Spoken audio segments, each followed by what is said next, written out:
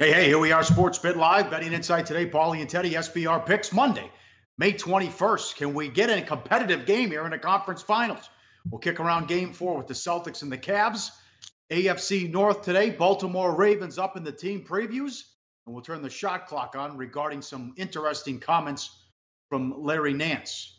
Bad beats, bad bets, bad for the books. Here it is. The disaster scenario for sports books here in Las Vegas. It'll be the worst future ever.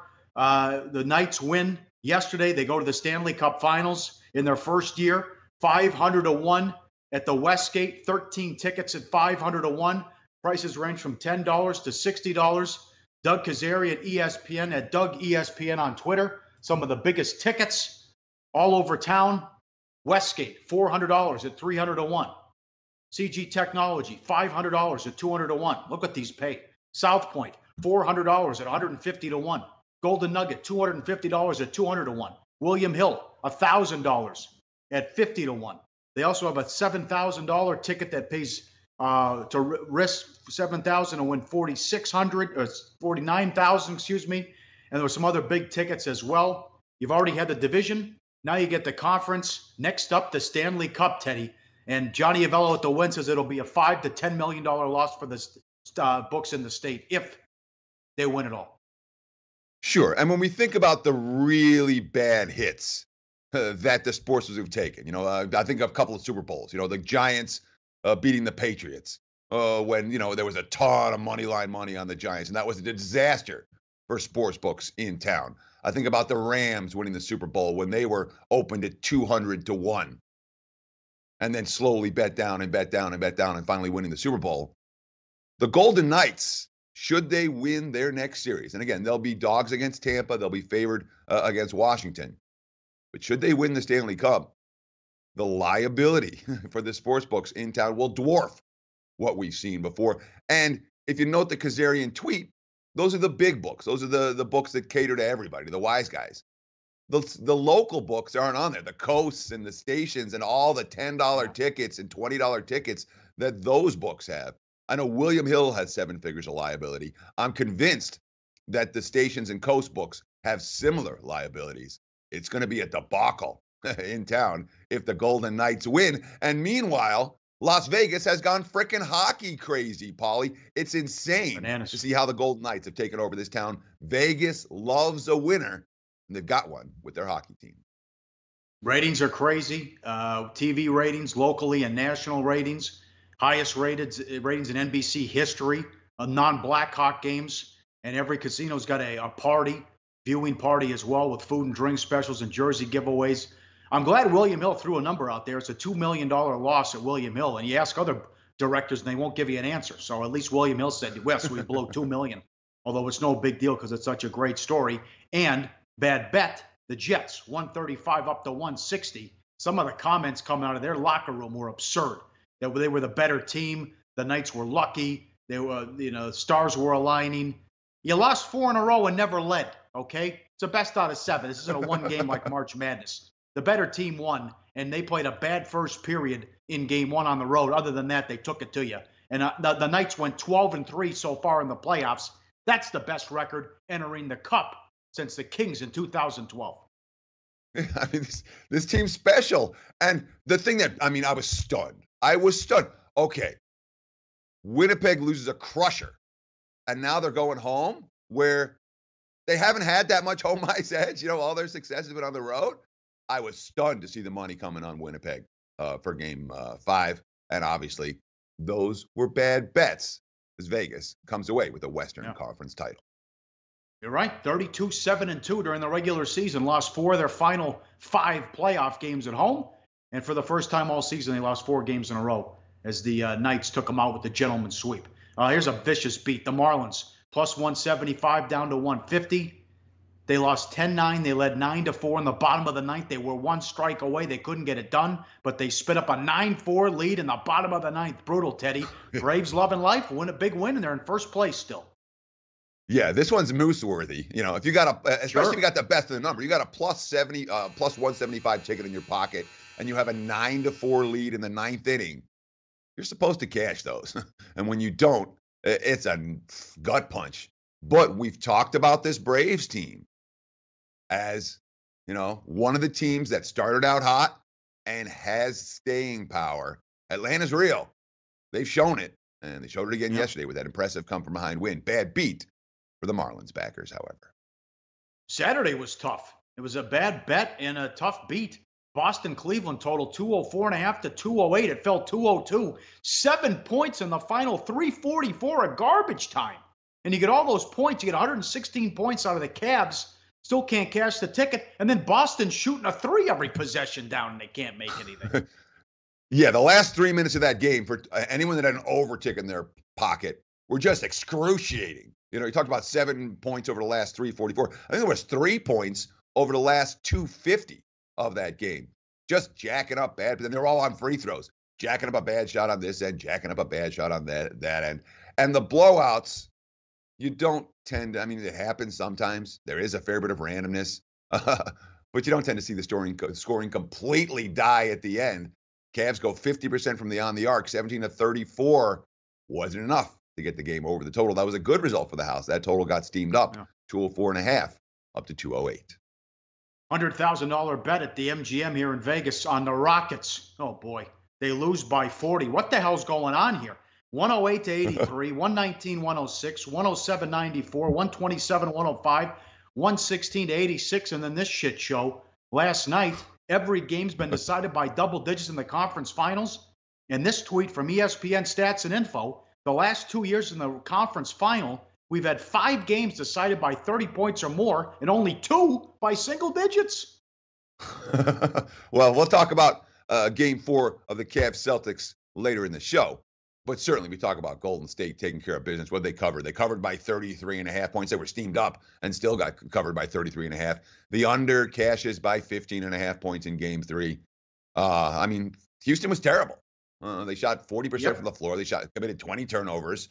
They didn't get any stops on defense. The Golden State had open shooters. Mike D'Antoni. It's just one thing led to another. Played soft, actually. You can't do that with these guys. These guys are good. I don't know if D'Antoni calling his team soft at this stage of the campaign is going to be a good motivator. I worry about the Rockets moving forward. And note the line change between Games 3 and Games 4. Golden State starting to get a little bit of respect from the betting markets. And for the books, baseball. Look at this. Dodgers won 5 out of 6 now and swept the Nats. Plus 130 down to 115. They won 7-2. Red Sox, $2 up to 230. Shut out the Orioles, who are now 4-19 on the road. How about this? The Orioles had 13 hits and didn't score. Most hits allowed by Boston in a shutout since 1908. Yeah, that's impossible. 13 hits and no runs. And the Angels, $1.85 up to 210. Ohtani, 7 2/3, 9 strikeouts. They win 5-2. Orioles 6-1 in his starts. Or excuse me, Angels 6-1 in his starts.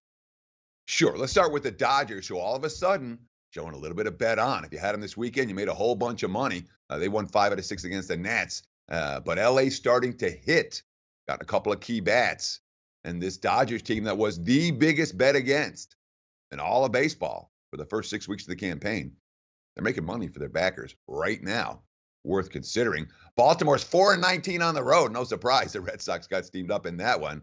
And Ohtani, 110 pitches yesterday. Worth noting. That's his longest outing of the season. There's 6-1 in his starts so far. But it's definitely worth noting he was stretched out for 110 here. That could affect him his next time on the Hill. All right, here we go. Time for big game breakdown. Thanks to Intertop Sportsbook, 22 years online. Sign up, deposit, and win. Game 4 tonight. Cavs at home, 7, 205.5 the total. Boston all time when they lead a series 2-0, 37-0. So that's on the line here tonight. They were embarrassed. The thing was over in the first quarter, 116 to 86. As always, the supporting cast plays well at home when they struggle on the road. Corver had 14, J.R. Smith had 11, Hill had 13, Thompson had 10, 61 points in the first half. Several Celtics, including Brown, kept saying embarrassing. That's exactly what it was. And Morris even said my defense was shit on LeBron. Yeah, Boston played a bad game. It's happened. The question is, how do they respond from that? We look at Cleveland for the season. This team's been not just bad. They've been historically bad as chalk. 22-50 laying points this year, including 2-5 as home chalk in the playoffs, laying -6 or higher, 13-28 ATS. And yeah, they're coming off a huge blowout. They're going against the Celtics team 24-9. They were 24-8 going into the weekend when catching points. They've been consistent money winners in this role. A lot went right for Cleveland in game 3. I think Boston has the potential to come up strong here. Look, Brad Stevens, quote, I think as coaches, you probably watch it over and over and over and over, and then you just try to trim it to what's necessary. This team is, again, prideful and competitive. They've been resilient. Nobody felt good leaving the gym last night. Nobody felt good when they woke up this morning. And so I have to think we have to look at what we could do better. There's a physical component to that. We have to be honest and watch the film, see the things we got outworked on, and see the things we can just execute better on both ends. And I'll tell you what, after that film session, you look at the quotes from Boston, one after the next, after the next, after the next, saying, wow, we stunk last game. I think we'll do better in the rematch in game 4. Well, I mean, come on. That was a joke. That game was over early. They were embarrassed. Al Horford was -23. He only had 7 points. So we'll see what the Celtics are made of. But you're right with this ATS. They got the money in game 3, but then again, their season's on the line. Easily covered the first half, by the way. I mean, how great has that been for 3 years? Bet the team at home in the first half of game 3 that's down 0-2. That was never a sweat. But I tell you, they're 9-0 straight up in ATS at home. They're 1-5 on the road now in the playoffs. Sure, and not covering point spreads in defeat. But I got a couple more quotes. I think it's important to go. You know, because it really is for a man and man after man talking about how disappointed Boston was in their performance. Marcus Smart, that left a bad taste in our mouths. We want a chance to redeem ourselves. Jaylen Brown, who's been so good this postseason, and was pretty lousy in game 3. Picked up a couple of early fouls. He was kind of timid defensively. He didn't give the offense any kind of a jolt. Quote, I used game 3 as fuel. I thought it was embarrassing. Thought we came out the way I played, the way I performed, how not aggressive I was in the first half. I looked at as fuel to come out in game 4, be excited about it, and ready to play and ready to fight. Al Horford had a crappy game. Al Horford's been as consistent as anyone in the postseason. Quote, I think that we were just a little out of sync. I think in game 4 we'll be better, making sure that we have better ball movement. I'm not worried about that. I know I'll be able to get more shots tomorrow. He didn't get a field goal attempt in the first, I think 4 shots in 30 minutes for Al Horford. It wasn't the Boston we expect in game 3. I think we'll see a better Celtics team. I'm convinced we'll see a better Celtics team tonight. The question is whether Cleveland and the adjustments they've made are enough to turn this series and send it back to Boston 2-2 with a big momentum shift. And the Cavs, certainly, there are some legitimate positive signs for Cleveland after the debacle of the first 2 games of the series for the Cavs. I thought going up tempo and pushing the pace was a good move. It worked out in game 3. This will be play of the day coming up later in the show from this game. No team preview tomorrow in the NFL because here they come. South Point, ready with the college football. Today will be week 1 lines. We'll deep dive that tomorrow. Later in the week will be games of the year. And then, this is ballsy. They put up a win total on every single college team. That'll be coming up for the weekend. So a busy week here at the South Point in Las Vegas with Chris Andrews and Jimmy Vaccaro. AFC North today. Ravens, win totals 8. Last year, 8-7-1 ATS, 9-7 in the over, 9-7 straight up. I don't know how to look at this. They're getting older. Defense is still solid. But, offensive issues. Flacco was terrible during many long stretches of the season. But then again, they're only 1 play away from making the playoffs. That's just it. I mean, it's 3 years now in a row that the Ravens haven't made the postseason. They've improved. They were 5-11 in 2006 and 2015, 8-8 in 2016. Last year, up to 9-7, despite a bunch of injuries, despite a wide receiver core that was non-existent. They still won 9 games. This year lined as 8. They're certainly not a sexy team in the offseason betting markets, in large part because it's been a relatively quiet offseason. We'll talk about that in just a minute. But I want to talk the start about Baltimore, about something they did. They reduced prices for like 21 items at the concession stands. There were a lot of no-shows at the end of last year. This franchise, again, a team that won 9 games. They were a winning squad. They own Baltimore. Everyone in Baltimore is a Ravens fan. Support has been dissipating a little bit of late. That's a concern. That puts pressure on the likes of John Harbaugh and Joe Flacco, two guys who, I don't know that it's going to say they must win in 2018 or it's their last hurrah, but there's pressure on Baltimore this year the way there hasn't been in seasons past. And from an offseason standpoint, again, they were fairly quiet when it comes to additions and subtractions. Well, this is odd, too, that number one, they take a quarterback, and they like Jackson, more on that coming up. They also have 5 new wide receivers. Crabtree, they grab Snead. He comes over. It didn't work out last year with the guys they brought in. So they got to get on the same page, and they have to do it in a hurry as you get all these new guys to throw to. Well, I think it's a positive sign. This team needed an infusion of receiver talent. You talk about John Brown from Arizona, Michael Crabtree from the Raiders, Snead from New Orleans. They revamped their offensive line in terms of re-signing. They did lose Ryan Jensen to Tampa. They lost the guard, Luke Bowanako for New England. Danny Woodhead retired. Ben Watson's going to be in New Orleans. Mike Wallace, Michael Campanaro, both are gone in free agency. The bigger concerns are on the offensive line. I'm not concerned about their receiving core. And again, you look at what they did in the draft. It wasn't just the receivers. Hayden Hurst as their number 1 pick as a tight end, or their first likely contributor as a tight end. And they drafted a pair of tight ends. Hurst has potential to be an impact player. Defensively, the team's got a pair of Pro Bowl linebackers and Mosley and Suggs. You look at the cornerbacks, Jimmy Smith's coming back from an Achilles injury, but boy, this Ravens secondary looks good. Marlon Humphrey was delicious for times last year. At safety, they've invested a ton of money with Eric Weddle and company. Tony Jefferson has been a big contributor for them.